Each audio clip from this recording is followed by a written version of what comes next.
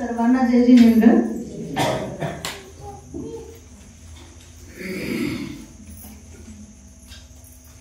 तर आदरणीय अध्यक्ष, आयोजक मंडळ आणि ते जमलेल्या माझ्या सर्व बंधू भगिनींनो, सर्वप्रथम आज आम्हाला या व्याख्यानमालेसाठी आमंत्रित केले याबद्दल मी तुमची सगळ्यांची मनपूर्वक आभार मानतो। तर आपल्या जैन समाजामध्ये पर्युषण पर्व याला एक महत्त्वपूर्ण पवित्र असा पर्व मानला जातो, कारण आपण वर्षभराच्या कारकिर्दीमध्ये आपल्या हातून काही न कळत दोष किंवा चुका घडत असतात। या चुकांचे, या दोषांचे प्रायश्चित्त घेऊन आत्मशुद्धी करण्याचा हा काळ आहे। म्हणूनच पर्युषण पर्वाला आत्मशुद्धीचा उत्सवही म्हणतात। तर आजचा विषय आहे उत्तम तप। याबद्दल मी माझे थोडेसे मत व्यक्त करते। तर आपल्या सर्वांच्या मते तप करणे म्हणजे उपवास करणे, शरीराला त्रास देणे असे आहे। पण जैन धर्माच्या तत्वानुसार तप करणे म्हणजे फक्त उपवास नसून आत्म्याचे शुद्धीकरण करणारी साधना आहे। शरीराला थोडा त्रास झाला तरी चालेल, पण आपले मन शांत होतात, आत्मा शुद्ध होतो, यालाच खरं तप म्हणतात। बघा, आत्मा हा मूलतः शुद्ध स्वरूपात असतो, पण आपला राग, द्वेष, क्रोध यामुळे तो मलिन झालेला आहे। असा हा मलिन आत्मा जर शुद्ध आपल्याला करायचा असेल तर त्यासाठी उत्तम तप हा एकच उत्तम मार्ग आहे। जसा अग्नी हा गवताच्या गंजीस जाळून भस्म करतो, तसाच प्रकारे कर्मरूपी अग्नी, तपरूपी अग्नी आपल्या कर्माला नष्ट करून आपला आत्मा शुद्ध करतो, आणि असा हा तपरूपाने शुद्ध झालेला आत्मा मोक्ष मार्गावर विराजमान होतो। तर उत्तम तप काय आहे हे समजण्यासाठी मी एक छोटीशी कथा सांगू इच्छिते। तर भगवान महावीर एका जंगलामध्ये तपश्चर्या करत बसलेले असतात। तर तपश्चर्या करत असताना एक रुद्र त्यांना बघतो। तर त्यांचं ते तपश्चर्या करणं त्या रुद्राला आवडत नाही। त्या रुद्राने त्या भगवान महावीरांची तपश्चर्या भंग करायचे ठरवले। तर त्यांनी प्रचंड कानठेळ बसेल असा आवाज काढू लागला, अकराळ विकराळ रूप धारण करू लागला। तरी देखील भगवान महावीरांनी आपली तपश्चर्या थोडी देखील विचलित होऊ दिली नाही। नंतर त्याने त्या जंगलालाच आग लावून दिले। नंतर त्या आगीने रौद्र रूप धारण केले। जंगलातील पशु पक्षी जीवाच्या आकांताने इकडे तिकडे सैरावैरा धावू लागले। तरी देखील भगवान महावीर आपल्या तपश्चर्येमध्ये लीन होते। भगवान महावीरांनी सलग 12 वर्षे कडक तपश्चर्या केली।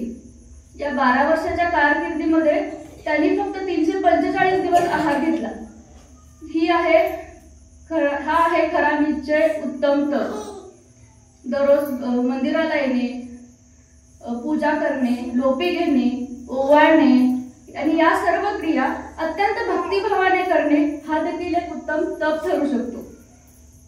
तीर्थक्षेत्राला जाऊन भगवंतांचे दर्शन घेणे हा देखील उत्तम तप ठरू शकतो। कारण बघा, तीर्थक्षेत्रामधील भूमी तीर्थंकराच्या सानिध्यामुळे आणि निर्वाणामुळे पवित्र झालेली असते। अशा या पवित्र परिसरामध्ये जाऊन तेथील भगवानांचे दर्शन घेणे यामुळे आपली मने प्रसन्न होतात, पापाचा बंध होतो आणि पापाचा नाश होऊन पुण्याचा बंध होतो। जसे सिद्धक्षेत्र संमेशिखरीवर 20 तीर्थंकर मोक्षाला गेले, सिद्धक्षेत्र मांगीतुंगी तीर्थक्षेत्रावर 99 कोटी मुनी मोक्षाला गेले। अशा ठिकाणी हजारो लोक दर्शनासाठी जातात। अशा ठिकाणी जाऊन पहाडाला वंदना करणे ही अत्यंत दुःखदायक आणि कष्टाळू गोष्ट आहे, पण आपण भक्त श्रावक लोक ती खूप आनंदाने करतो। हे देखील पुण्याच्या बंधाचे एक कारणच आहे। तर आजच्या या धावपळीच्या जीवनामध्ये आपण उत्तम तप अंगी बाळगू शकतो।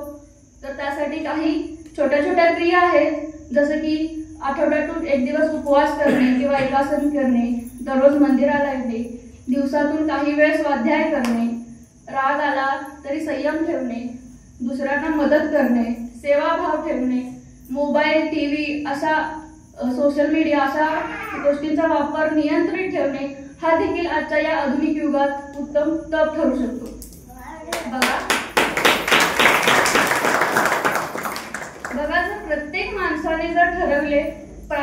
निष्ठापणे, मेहनतीने, निस्वार्थ भावनेने जगायचे ठरवले तर तो एक उत्तम तप आहे.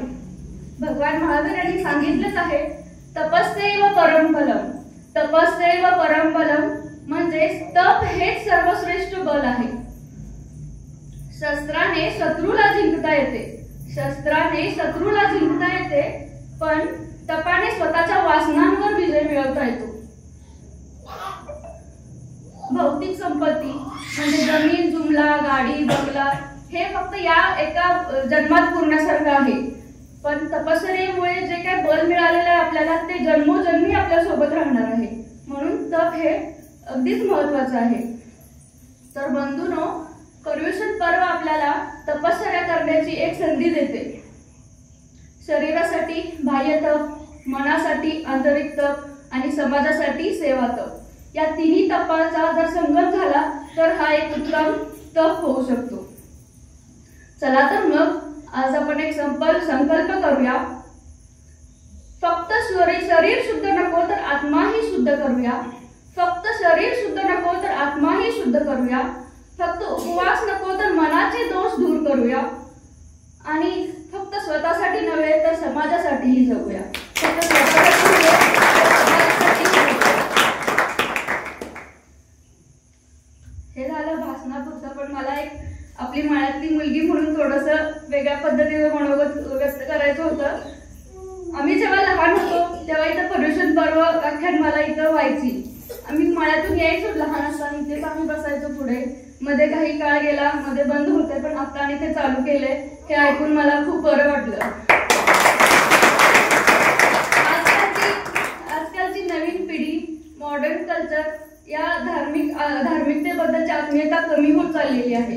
पण या उलट आपल्या वाडकर माळ्यामध्ये ज्या काही नवीन सुना आलेत, जी काही मुलं पुढे होऊन जे धार्मिक कार्य करतायत, छोटे छोटे उपक्रम राबवतायत, स्वाध्याय, मुलींचा आहार करतायत, हे ना उत्तम कौतुकास्पद गोष्ट आहे. आणि या सर्व नवीन पिढीसाठी, सुनांसाठी एकदा जोरदार टाळ्या. आणि हे झालं सुनांबद्दल. मला सासवांचं देखील विशेष कौतुक आहे, कारण आम्ही मुलांना सांभाळतो, तुम्ही मंदिरात जा हे म्हणल्यासाठी सुनांसाठी टाळ्या.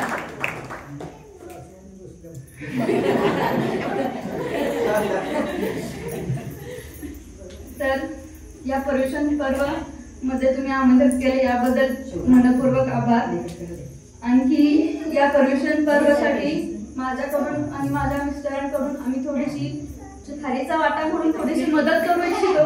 तर मंदिराच्या कमिटीने ते स्वीकार करावे अशी मी त्यांना विनंती करते.